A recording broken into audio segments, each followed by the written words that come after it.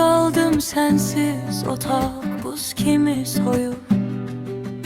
Divarlar nefes almır, her şey lal dinmez.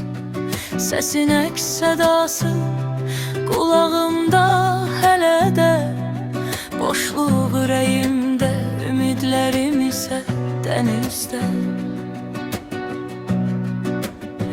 Yenə duman çökür bu dar küçələrə, ruhum feryat edir sessiz gecelərə. Sen yoksan yanımda, zaman dayanıp sanki, həsrətin qalıb mənə ən ağır yük kimi.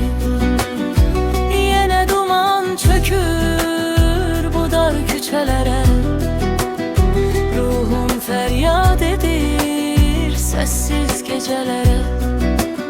Sen yoksan yanımda, zaman dayanır sanki, həsrətin qalıb mənə ən ağır yük kimi.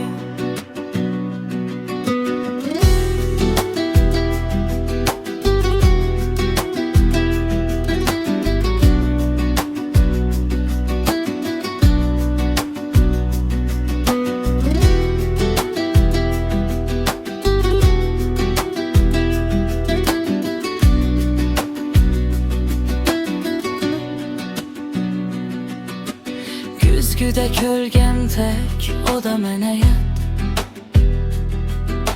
Zamanın əksi dönüb geriyə axır.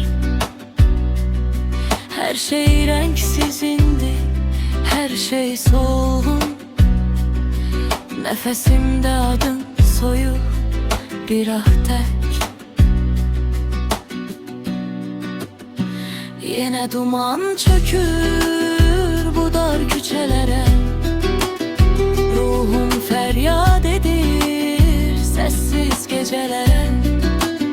Sen yoksan yanımda, zaman dayanıp sanki, həsrətin qalıb mənə ən ağır yük kimi.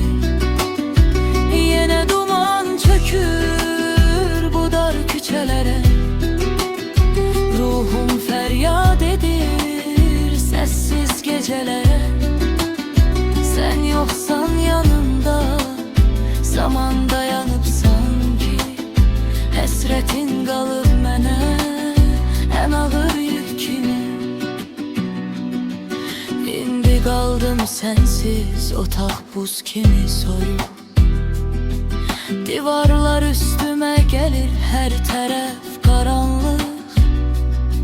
Niyə susursan, niyə uzaqsan, benim ürəyimdə sönməyən çıraqsan. Sənə doğru hər addım atanda, sanki məndən bir ömür qaçacaqsan.